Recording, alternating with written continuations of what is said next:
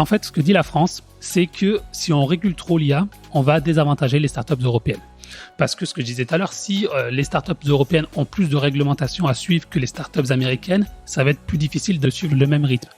Et de même, si les startups européennes ont donc tout ce qui est la compliance, avoir des juristes qui vont s'assurer que tout est en ordre, elles seront désavantagées par rapport aux grosses boîtes américaines qui ont des moyens juridiques, financiers plus importants et qui vont pouvoir le faire plus facilement.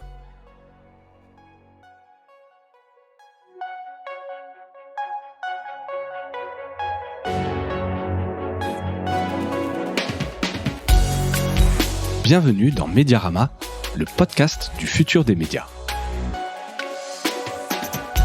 Je suis François Desfossés et chaque semaine, je rencontre des entrepreneurs, des têtes penseuses et des experts de la galaxie média. Ce podcast est proposé par Cosa Vostra, agence de conseil tech et créative. Retrouvez-nous sur cosavostra.com.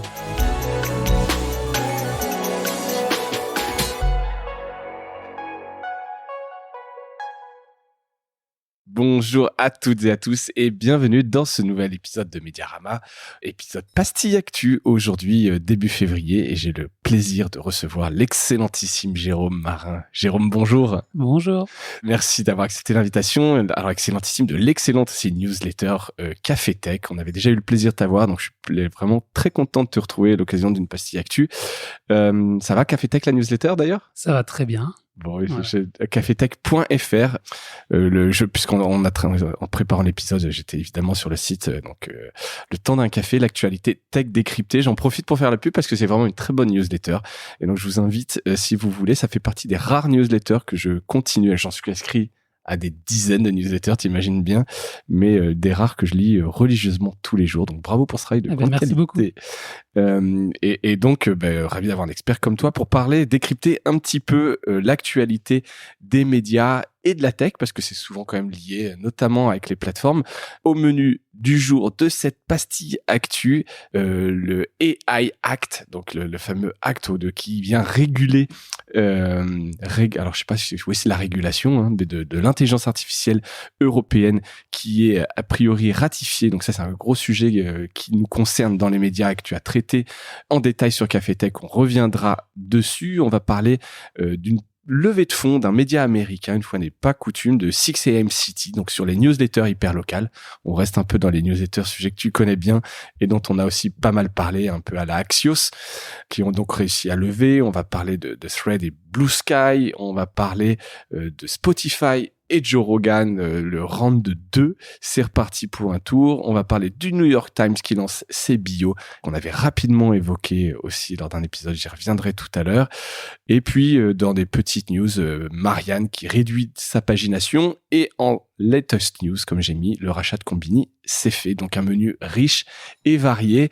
Mais on plonge tout de suite dans le sujet principal de cette pastille qui est le AI Act. C'est très dur à dire d'ailleurs. Oui, moi je dis IA Act, même si c'est pas le bon mot, mais moi c'est plus simple. C'est plus simple à dire.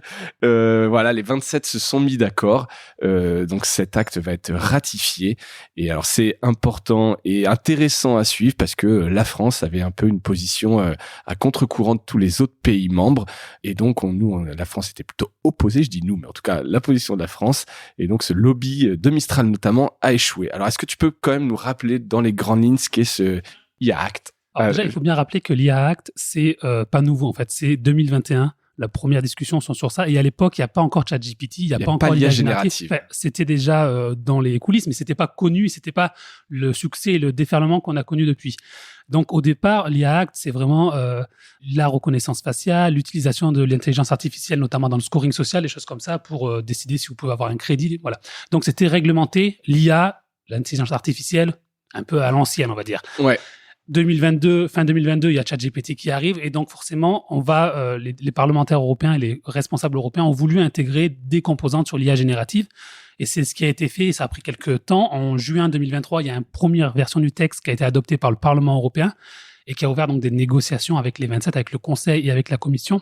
Des négociations qui ont pris beaucoup de temps et qui ont abouti que fin décembre 2023 sur un accord tripartite qui a mis beaucoup de temps, qui a mis des négociations qui ont duré plusieurs jours. quasiment une semaine, qui ont fini par aboutir. Une fois que ces négociations ont abouti, la France était un peu contre. Alors peut-être on y reviendra dans le détail pourquoi. Ce que dit l'IA Act, alors je passe, on se concentre juste sur l'IA générative, le reste c'est peut-être moins intéressant. Ouais, c'est l'IA générative qui surtout effectivement est un gros sujet dans les médias sur l'entraînement des modèles, les sources, les droits d'auteur. Qu'est-ce que ça vient réguler? Alors ça dit, qu'est-ce que premier ça dit, point important, c'est qu'on va réguler les modèles. Alors, ce qu'on appelle dans le texte, ça s'appelle des modèles à vocation générale. Grosso modo, c'est du chat GPT, par exemple, des choses comme ça. Multithématique, on va dire. Voilà. Pour qu'on oppose à des modèles très spécifiques, voilà, alors, médical. Au départ, ça devait être tous les modèles qui devaient être régulés. La France a notamment obtenu qu'on soit sur cette vocation générale. Donc, à savoir ce qui va être dedans, c'est un peu compliqué, ça sera au cas par cas. Mais voilà. L'idée, c'est de dire, voilà, si vous avez des grands modèles de langage ou des grands modèles de diffusion qui permettent de créer des images. Il y a plusieurs règles à respecter. Il y a avant de pouvoir lancer un modèle sur le continent européen, vous allez devoir respecter des règles. Vous allez devoir notamment faire des audits sur les risques que présentent vos modèles, sur les mécanismes que vous mettez en place pour lutter contre ces risques. Et vous allez avoir une sorte de validation européenne, en fait, avant de pouvoir lancer le modèle. Voilà, donc ça, c'est le premier gros point. Ce qui veut dire que pour des startups ou pour des entreprises qui se lancent, ça va être des coûts supplémentaires, des coûts juridiques, des aléas juridiques aussi, parce qu'il faut attendre que Bruxelles donne le feu vert ou pas.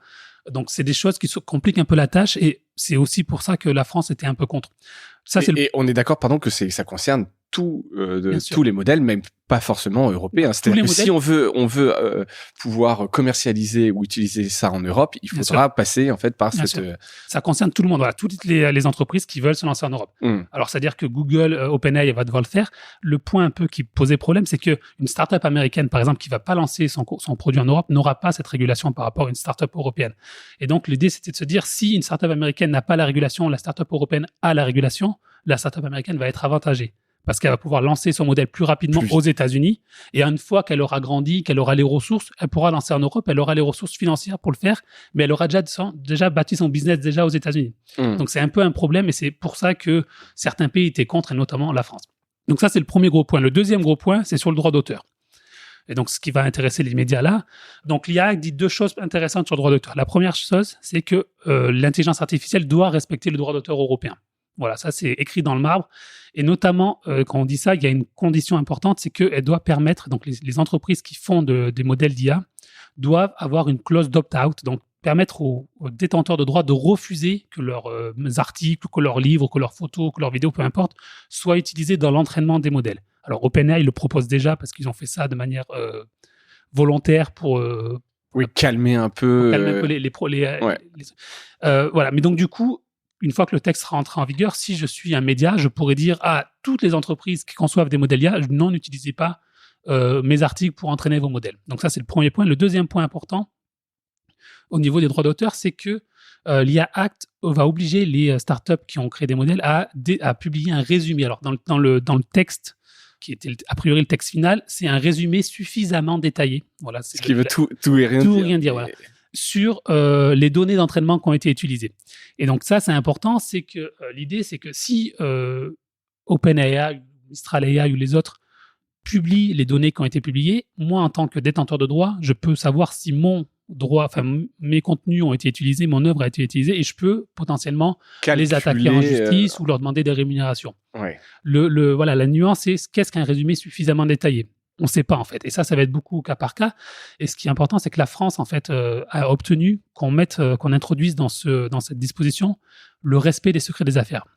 Et donc, grosso modo, ça veut dire que moi, je suis Mistral AI, je vais pouvoir dire, je publie ce résumé, mais je ne publie pas plus parce que sinon, ça ne respecte pas mon secret des affaires.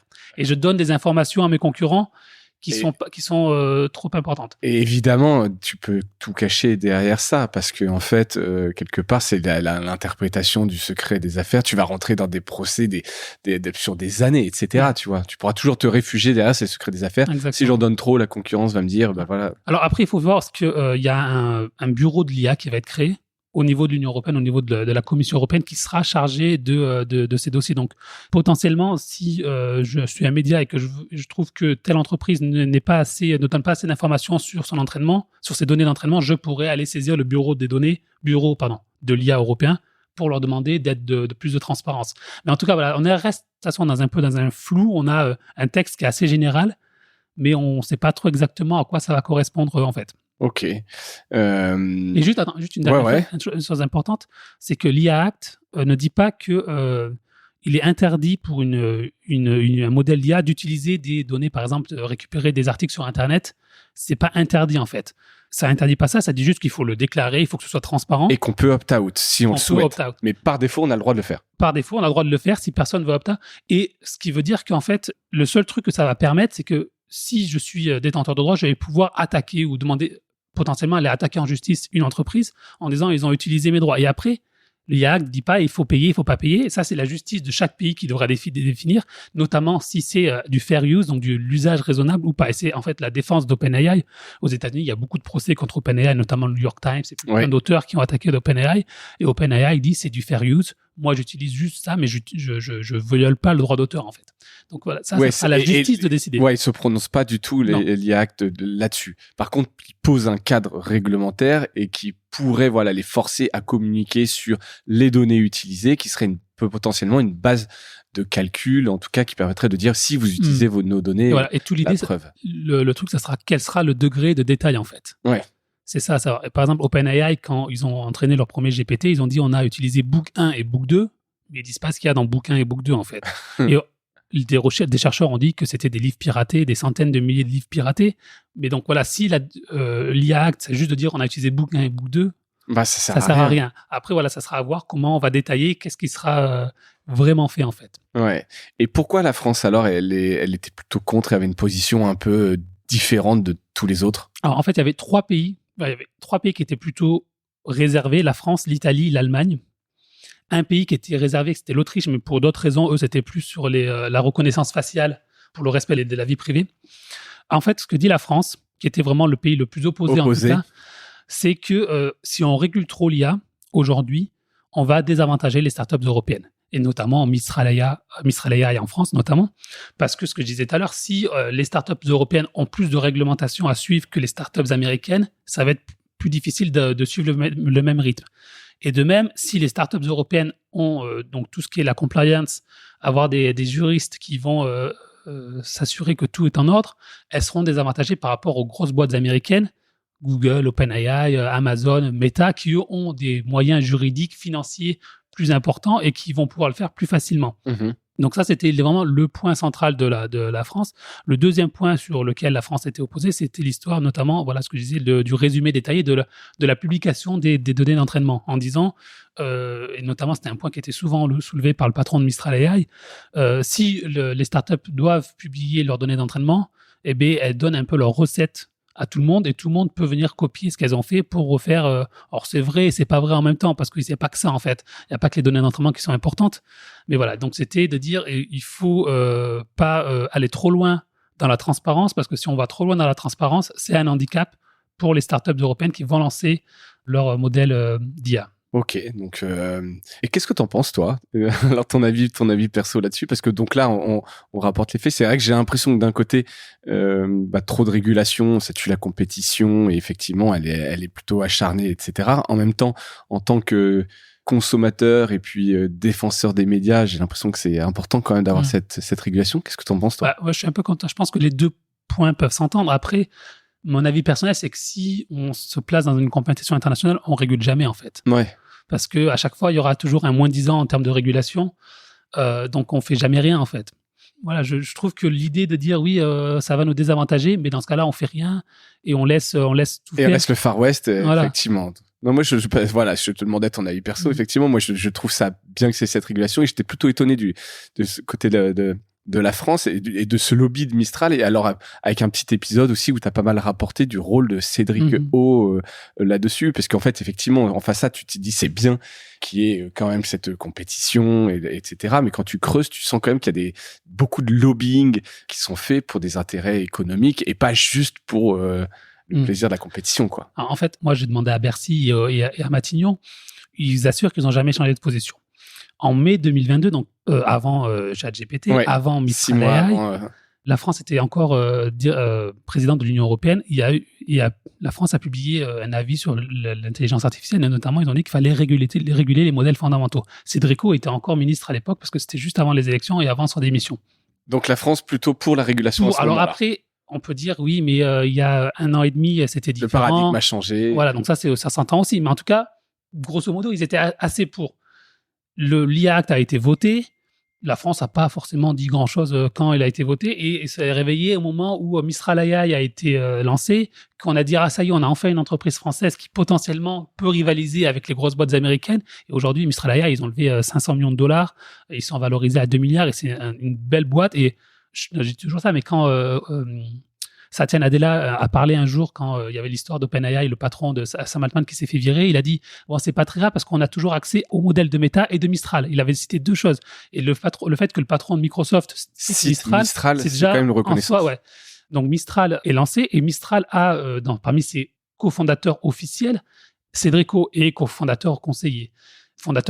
Et donc ce qui s'est passé, ce que tout le monde nous dit, c'est que Cédrico a fait un peu du lobbying auprès de ses anciens collègues. Auprès notamment, il fait partie du comité pour l'intelligence artificielle qui a été lancé par Matignon en septembre dernier. Il est là dedans. Donc, sauf qu'il a des intérêts financiers directs. Il a des intérêts financiers parce qu'il a investi, donc il a récupéré 1,15% du capital de mémoire, qui aujourd'hui est valorisé entre 12 et 13, 15 millions d'euros. Donc, oui, il a des intérêts à faire en sorte que la régulation soit le moins importante possible pour Mistral. Ouais, donc voilà, donc c'est quand même intéressant la petite histoire dans l'histoire de quand même de comprendre, mais malgré tout ce lobbying, ça a été ratifié. Et juste pour dire, ça a été ratifié, c'est pas passé très loin en fait, parce qu'il faut 4 pays pour bloquer un texte dans l'Union européenne. Donc il y en avait 3, la France, l'Italie et l'Allemagne. La France a beaucoup cherché un 4e pays. On pensait que ça pouvait être l'Autriche, mais l'Autriche avait été un peu opposée, mais pour des raisons différentes. Tu disais plus de reconnaissance Et en fait, ce qui a fait que ça s'est pas fait, c'est qu'en Allemagne, en fait, il y avait en Allemagne, il y a une coalition gouvernementale, et donc il y avait un ministre notamment qui était contre le texte et qui finalement a accepté le texte. Et donc l'Allemagne a dit qu'elle allait voter pour. Donc l'Italie a dit qu'elle allait voter pour. Et ça a basculé, quoi. La France a voté pour, même si la France était opposée au texte, a voté pour, un peu pour pas perdre la face, pour pas dire je suis le seul à voter contre. Alors après, ils vont vous dire oui, on a obtenu des garanties, voilà, notamment sur le seuil de puissance. En fait, ce que j'ai pas précisé tout à l'heure, c'est que tous les modèles ne sont pas régulés. Il y a un seuil de puissance. Modèle généraliste. Ah oui, le seuil de puissance même derrière, de puissance de calcul. Exactement.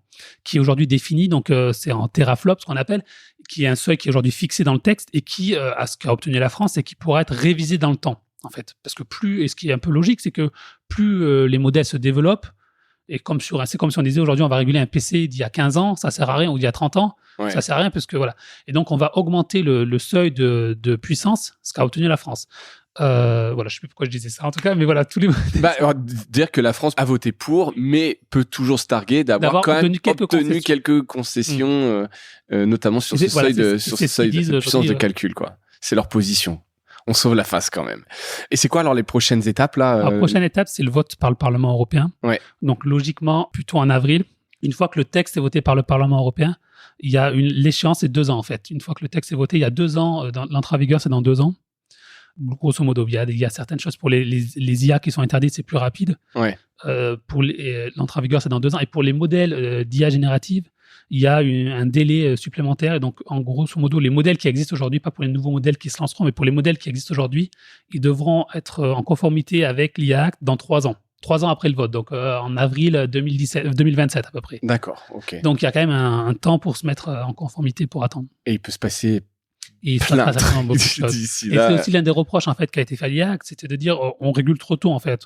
Le secteur il est beaucoup trop nouveau pour pouvoir savoir quelles sont toutes les implications et pour pouvoir prendre des réglementations. Ouais, mais en même temps, l'utilisation des données, elle est déjà faite là au quotidien. Je pense que je pense quand même que c'est important de tout de suite poser un cadre au contraire, parce que de toute façon, ça va changer un peu en permanence. Donc, je vois pas à partir de quand tu dis ça y est, c'est bon, c'est mature, on arrête, quoi, tu vois. Donc, en tout cas, c'est assez intéressant. Tu l'as bien traité encore une fois sur Café Tech, donc je te refais ta pub. Mais pour suivre ça, c'est quand même pas mal. On continuera un peu de suivre évidemment la mise en pratique un peu de cette IA Act.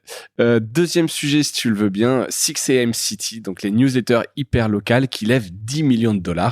Je le dis parce que bon, c'est quand même, il y a un contexte morose pour la presse américaine, mais pas que. En tout cas, voilà. Donc, une société de newsletter locale 6am City. Alors, j'en avais jamais parlé de ce groupe de médias qui ont levé plus de $10 millions lors d'un tour de table série A par le diffuseur Tegna, qui est une espèce de diffuseur de radio locale notamment. Ils ont quelques dizaines de radios locales. Et voilà, donc il y a souvent peu d'argent investi dans des startups médias, en dehors de la philanthropie, etc.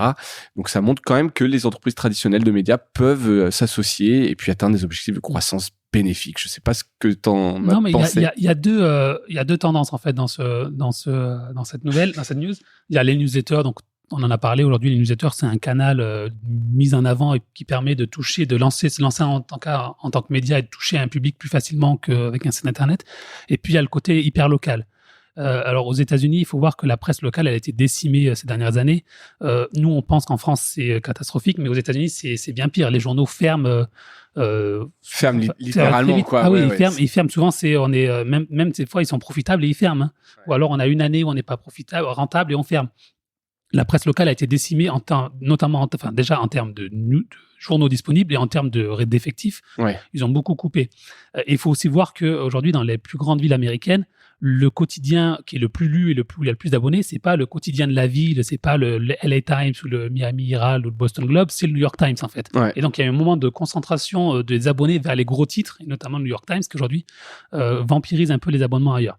Et donc il y a le côté un peu hyper local de cette newsletter. Il y a d'autres Axios, notamment Axios, locales. Il y a un site qui s'appelle Patch aussi, qui est une plateforme où c'est des indépendants. Ils ont indiqué un millier de communautés, voilà. Et donc on essaie de surfer sur ça, c'est que dire si le New York Times c'est le journal le plus lu dans la région, mais il y a un manque en fait. Il y a un trou dans la raquette. Il y a un trou dans la raquette, exactement. Et donc on fait de l'hyper local et c'est là où on va essayer de choper des lecteurs et puis d'avoir des annonceurs et pourquoi pas après de les faire payer, ce qui est compliqué de faire payer, même si aux États-Unis c'est un peu plus simple qu'en France. Mais c'est des chiffres un peu plus gros. Hein. Tu vois, par exemple, la 6am, donc ils ont 26 newsletters, donc sur 26 marchés principalement sud-est et environ 1,4 million d'abonnés gratuits. Bon, tout de suite, on est dans des chiffres qui peuvent intéresser des annonceurs, évidemment. Ouais. Et voilà, donc les nouveaux fonds, à quoi ça te sert 10 millions c'est pour développer les activités et ils espèrent atteindre la rentabilité en 2024. En France, tu as des exemples comme ça de newsletters locales, hyper locales qui réussissent? Il y a Mediacité. C'est ça. Ouais, Mediacité. Il y a celle de News de Nice Matin. Alors, Mediacité, je sais pas si ça a réussi beaucoup, parce que je crois on en avait parlé la dernière fois, mais ils ont des petits problèmes financiers. Ouais, c'est le problème de la rentabilité, encore une fois. C'est un modèle payant, il me semble. Hein. Ouais. C'est ça. Après, en France, c'est plus compliqué parce que déjà, les grands quotidiens locaux, régionaux sont toujours là, en fait. Je pense, il n'y a pas de trou comme on en a parlé plus qu'aux États-Unis. Non, parce que t'as eu quand même plus d'aide aussi à la presse, c'est détenu souvent par des familles ou des groupes industriels, etc. Donc, je pense que c'est des gens qui ont un peu plus de temps et de moyens pour rester malgré des années de perte. Bien sûr. Donc, on n'a pas fait la transition encore. Non. Et certainement, j'espère qu'on la fera pas parce que c'est très bien d'avoir des nouveaux médias qui se lancent et des choses comme ça, mais c'est le revers de la médaille de tout ce qui s'est passé avant et des journalistes qui ont perdu leur boulot. Et des faits qu'aujourd'hui, les news locales sont de moins en moins bien traitées et que de plus en plus, il n'y a plus qu'un seul, en France c'est le cas souvent, mais il n'y a plus qu'un seul quotidien dans chaque ville en fait. Et donc, il n'y a plus vraiment de pluralité de l'information dans ces... Localement, non. Autre news, entre Threads et Blue Sky, a priori, ce serait le premier, donc Threads, qui prendrait le lead face aux éditeurs d'information. Donc ça, c'est un article de Presse Gazette. Est-ce que tu utilises l'un ou l'autre, toi, déjà? Alors, Blue Sky, j'ai été finalement accepté il n'y a pas très longtemps, mais je n'ai pas créé le compte. Tu vois, donc c'est que tu n'as pas une énorme hype. Non, mais je l'ai fait il y a longtemps, en fait. Je me suis mis en invitation il y a, je sais pas, 6 mois, voire plus. Il y a peut-être 1 an. Et du coup, au bout d'un moment, tu oublies. Threads, j'ai un compte, mais je ne me suis pas remis, en fait. Et moi, et je suis plus sur Twitter, en fait. J'ai beaucoup utilisé Twitter pendant très longtemps, et comme tout journaliste, je tweetais beaucoup. Picousé mais du coup, là, Twitter. Et du coup, je tweete de moins en moins, je tweete quasiment plus, et du coup, j'ai pas repris sur Threads non plus parce que c'est, je sais pas, j'ai perdu l'intérêt, ou l'intérêt. Alors moi, je suis plus sur LinkedIn aujourd'hui, qui m'apporte plus de visibilité en termes de trafic vers mon site internet et vers ma newsletter. Twitter, le problème, c'est qu'on est inondé et qu'on est absolument pas visible. Donc, et où est-ce que tu fais ta veille, toi? Par contre, sur Twitter. Ouais. Quand même. Je reste un utilisateur de Twitter, mais je poste pas, mais je reste beaucoup sur Twitter. Donc ça, c'est intéressant. C'est quand même sur Twitter, donc sur X, que tu vas trouver tes infos, que tu vas voir là où sont les conversations. Par contre, pour toi, ton média Café Tech, c'est sur LinkedIn maintenant. Et voilà, c'est marrant. Alors voilà, entre Threads et Blue Sky, pareil, Blue Sky, j'avais eu un code et j'ai l'impression que c'était vide et qu'il s'y passe rien. Threads qui se relance là en France, voilà, j'ai Après, un peu des doutes. Mark Zuckerberg a parlé, là, il y a les résultats financiers de Meta la semaine dernière, et il a dit qu'il y a plus d'utilisateurs de Threads aujourd'hui qu'il y avait au lancement, donc c'était en juin 2023, où il y avait je crois qu'ils avaient fait 100 millions en 24 heures ou en 48 heures, enfin assez rapidement 100 millions d'utilisateurs en une semaine en tout cas. Ouais. Là, il dit qu'il y en a plus, je crois, ils ont revendiqué 130 millions d'utilisateurs, ce qui est beaucoup et pas beaucoup en fait à la fois. C'est toujours ça, c'est que sur ces 130 millions, tu n'en as peut-être pas qui sont dans ton réseau ou des choses qui t'intéressent, donc... Ouais, mais c'est exactement ça. Donc, écoute, on va voir. En tout cas, je tenais quand même à le dire. J'ai pas l'impression que ce soit un gros sujet. J'ai pas l'impression qu'il y ait énormément d'enjeux dans les médias. J'en entends pas parler moi un peu au quotidien.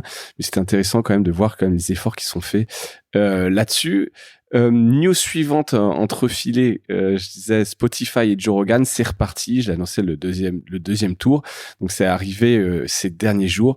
Donc le premier contrat arrivait à échéance et donc ils ont renégocié un contrat. On aurait pu penser, donc je le rappelle, que Spotify avait donc racheté les droits de diffusion et de commercialisation du podcast de Joe Rogan pour $100 millions.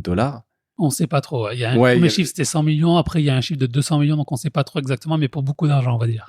Pour beaucoup d'argent, avec une condition que ça devienne exclusif sur Spotify. Donc, ça faisait vraiment partie des grands mouvements de Spotify dans sa stratégie d'investir dans le podcast. On en avait parlé en long, large et travers sur Mediarama. On aurait pu penser, avec le désinvestissement quand même constaté ces 2 dernières années de Spotify dans le podcast notamment, que ça allait pas se faire. Eh bien si, et a priori le nouveau contrat pourrait atteindre $250 millions sur les prochaines années. Donc c'est le Wall Street Journal qui en parle. Alors c'est intéressant à plein d'égards parce que déjà ça veut dire quand même que ça doit être rentable, qu'ils y trouvent leur intérêt et malgré ce désinvestissement dans le podcast, ils trouvent leur compte. Mais surtout Joe Rogan, voilà, ça a été sujet à polémique dans tous les sens, hein. C'est quand même quelqu'un qui est très controversé, Joe Rogan. Je sais pas, tu peux peut-être en parler un petit peu, mais c'est assez étonnant. Alors, pour ceux qui connaissent pas Joe Rogan, c'est un ancien acteur, comédien. Il faisait aussi, il était commentateur pour le MMA, l'UFC. Donc il a commencé son podcast, je crois, en 2009 de mémoire, et il a plus de 2000 épisodes. Donc c'est quelque chose qui dure beaucoup. C'était sur YouTube à la base. Il a reçu Elon Musk, il a reçu Edward Snowden.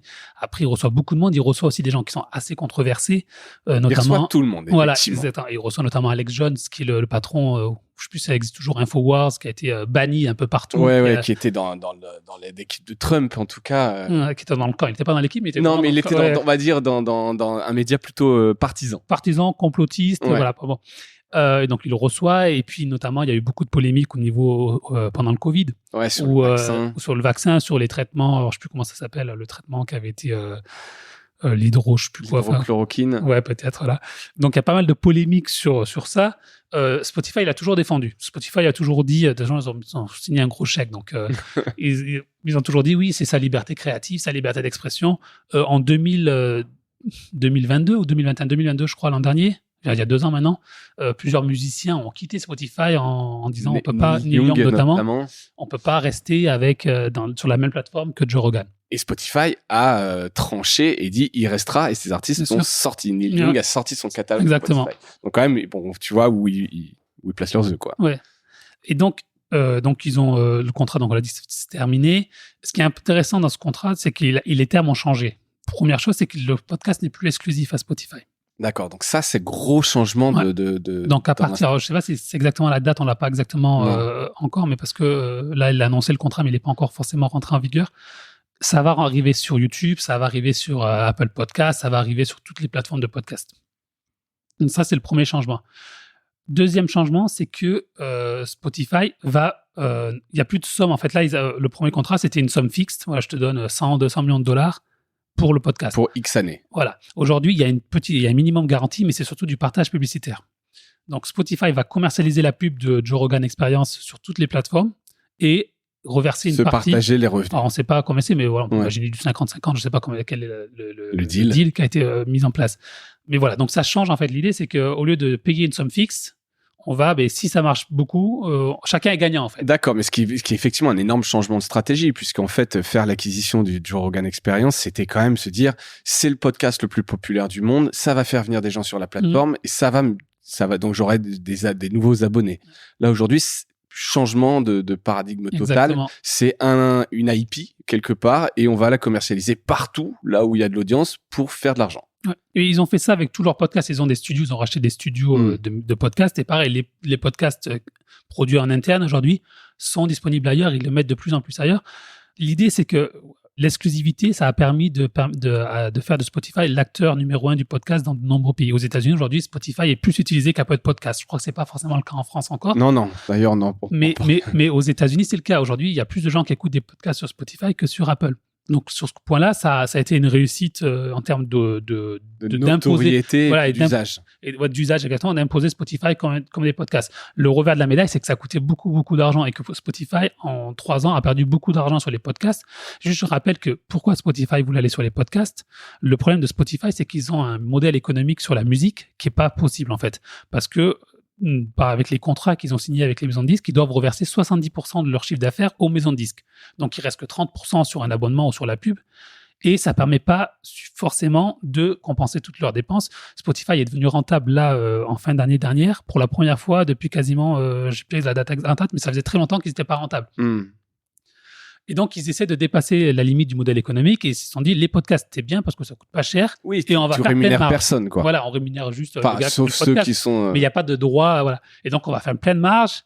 Ils prévoyaient 50% de marge et ils sont toujours en négatif, en fait. Et donc, voilà, la stratégie, maintenant, c'est de dire, bon, on va beaucoup moins investir dans les podcasts exclusifs. On va continuer à faire de la pub. Et si on veut gagner de l'argent sur la pub, eh bien, il faut augmenter l'audience, en fait. Et si je mets The Rogan Experience sur YouTube, sur Apple Music, sur Apple Podcast, sur Amazon, sur Deezer, je vais peut-être doubler l'audience, peut-être pas, mais et donc du coup, je vais pouvoir vendre plus de pubs et je vais gagner plus d'argent comme ça. Ok, donc c'est quand même assez intéressant le fait de se dire en fait peu importe, maintenant on a des propriétés intellectuelles, on a un catalogue et en fait qui peut être consommé ailleurs. C'est des nouvelles lignes de revenus, etc. C'est quand même un sacré changement de modèle, exactement. Changement de modèle. Et je crois que le marché a bien accueilli ça puisque l'action montait en fait derrière quand ils ont annoncé ce contrat. Donc ça peut pas être des sommes un peu délirantes, mais je pense que c'est plutôt une bonne stratégie pour Spotify. Donc je disais, c'était le Wall Street Journal qui en parlait notamment. On revient côté médias traditionnel, New York Times qui a lancé ses bios de journalistes en début de ce mois, février. On l'avait évoqué avec Alice Fantôme, j'ai fait un épisode tendance. Donc là, c'est chose faite, ça a été lancé. Donc ils ont mis en avant les journalistes. Je sais pas si t'es allé voir, j'ai mis un lien. Et ce qui est intéressant, c'est que c'est pas juste on met en avant une photo et le journaliste, c'est que vraiment il y a une bio, un profil. Le journaliste renseigne ce sur quoi il ou elle écrit, son parcours, ses principes éthiques. Je trouve ça assez intéressant comme, tu sais, dans cette crise de confiance qu'il y a dans les médias, comment essayer de dire, en fait, les journalistes sont des gens normaux, c'est des humains, ils existent. En fait, déjà, c'est surprenant qu'ils le font que maintenant, en fait, parce que beaucoup de médias le font déjà aux États-Unis, notamment où on explique les conflits d'intérêts potentiels, ma femme travaille, machin, où j'ai des actions par mon plan d'épargne retraite, ce qui se fait pas en France. Et c'est dans une tendance aussi que le New York de personnalisation, de faire que des journalistes soient aussi importants, pas aussi importants, mais qu'ils soient très importants en fait par rapport aux médias. Oui, c'est ça. Et qu'on s'identifie à des journalistes plutôt qu'à un seul média. C'est incarné exactement. Et le New York Times, c'est intéressant parce que pendant longtemps, ils ont beaucoup poussé ça sur Twitter, sur X maintenant, où ils acceptaient que les journalistes, notamment, postent des infos sur Twitter avant de les mettre sur leur site. Le revers de la médaille, c'est que les journalistes sont devenus tellement importants qu'on suit plus des journalistes que le média. Oui, t'as la communauté, quand ils changent de média, et la communauté suit. Et donc, ils sont un peu revenus sur ça. Aujourd'hui, t'as plus le droit, si t'es journaliste au New York Times, de publier une information sur X avant de la publier sur le newyorktimes.com, .fr, j'allais dire. Mais donc, ça participe un peu de ça, de dire qu'il faut mettre en avant les journalistes. Et les journalistes, c'est des marques aussi, en fait. Et donc, C'est fait. Non, t'as raison de le dire, c'est des assets. Et moi, j'aimais bien ce côté quand même. Ça montre ce côté un peu artisanal, parce que tu vois, tu peux dire New York Times un peu sur un tour d'ivoire, etc. Les gens qui sont un peu déconnectés et revoir que voilà, ces gens où ils habitent. Là, c'était l'exemple de Viviani, qui est la correspondante pour l'Afrique du Nord, qui habite au Caire, qui explique un peu d'où elle vient, ce qu'elle fait, comment elle travaille, comment tu peux la contacter, etc. T'as un côté très, je pense que c'est bien dans la confiance que ça peut redonner dans les médias de voir par qui est fait les articles. Elle dit quand elle est citée dans l'article, c'est vraiment elle qui l'a fait, qu'elle n'utilise pas l'intelligence artificielle, qu'elle prend pas de cadeaux, etc. Et la page est assez bien faite, donc voilà, je trouvais ça intéressant de le souligner. On retraverse l'Atlantique, on revient en France avec Marianne qui va réduire de moitié sa pagination. Donc la transition numérique est en marche. Donc pour continuer, tout simplement, continuer de vivre, le magazine doit augmenter son nombre d'abonnés, mais aussi transformer son approche sur le print. Et donc c'est un article du Figaro qui le dit. Marianne va passer de 88 pages à 48 pages à partir du printemps, juste avant les élections européennes, avec un nouveau projet de maquette qui est pensé par les équipes, etc. Et le prix devrait quand même baisser de quelques dizaines de centimes à 1 euro. Donc il va baisser grosso modo à faire environ 4 euros en kiosque. Qu'est-ce que ça t'inspire, si ça t'inspire quelque chose? Non, mais deux choses. Déjà, je trouve que de 84 à 48, ou 88 à 48, ça fait quand même une grosse... c'est quasiment de moitié. Hein. Voilà, donc est-ce qu'il y aura moins de pubs? Parce qu'après, s'il y a moins de pubs et qu'il y a autant d'articles, la baisse des articles sera peut-être moins importante. Ouais. Donc c'est quand même assez difficile, je pense, en termes de... Notamment le prix ne baisse pas trop. Si on parle à 4 euros, de 4,90 €, c'est pas non plus une grosse baisse de prix. Donc c'est assez difficile, je pense, en termes de proposition de valeur, en termes des lecteurs. Et ça montre aussi que la presse magazine, elle a un vrai problème, c'est que déjà, on achète moins de magazines qu'avant, mais surtout, elle n'arrive pas à convertir des abonnés payants, en fait. On disait un peu tout à l'heure, le New York Times, c'est eux qui vampirisent. Aujourd'hui, en France, c'est les gros médias qui vampirisent les abonnés. Et la presse magazine, elle a toujours un problème, c'est qu'elle a une temporalité... les newsmag, notamment. Les newsmag, exactement, si je voulais pas. Elle a une temporalité hebdomadaire. Ouais. Elle a une rédaction qui a été pensée pour un rythme hebdomadaire qui a toujours un un hebdomadaire à produire, donc qui a toujours un rythme de travail pour cette tourner autour de l'hebdo. Et sur Internet, on est dans du temps réel, on est plus dans des choses comme ça. Et donc, il y a deux tendances, deux choses, deux impératifs à suivre qui sont difficiles.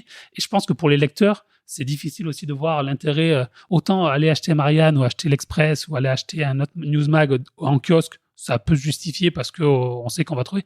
Autant aller s'abonner sur Internet, je trouve que c'est plus compliqué. La proposition de valeur, elle est moins forte, en fait. Ouais.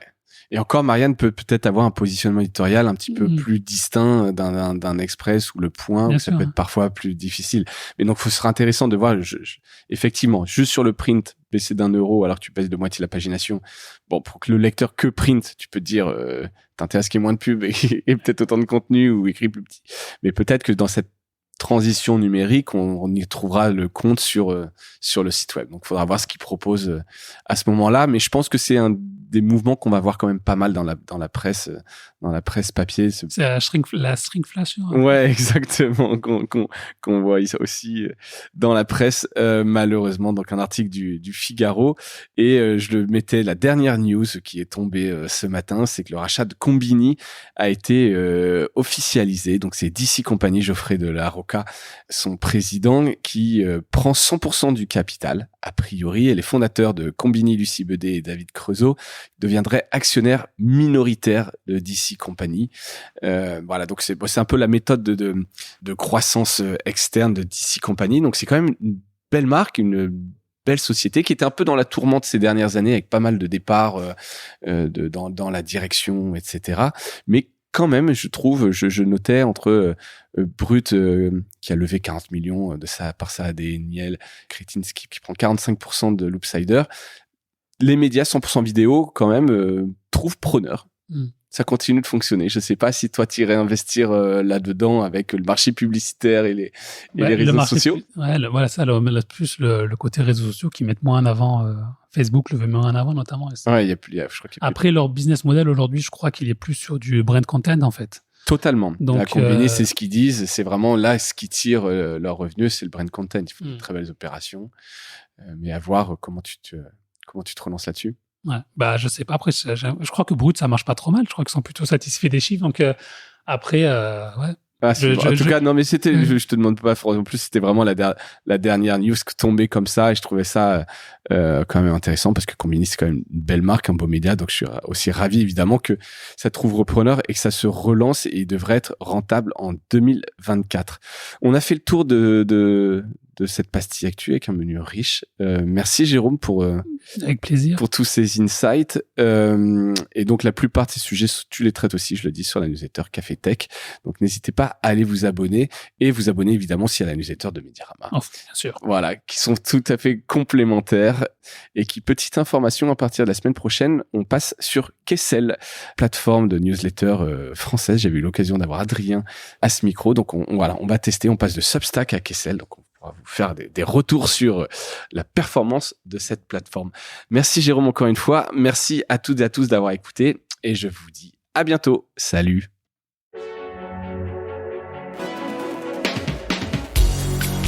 Voilà, Mediarama s'achève. Si cet épisode vous a plu, n'hésitez pas à le liker et le partager. Et puis, si vous souhaitez être accompagné par notre agence Cosa Vostra, contactez-moi par mail mediarama@cosavostra.com. Portez-vous bien.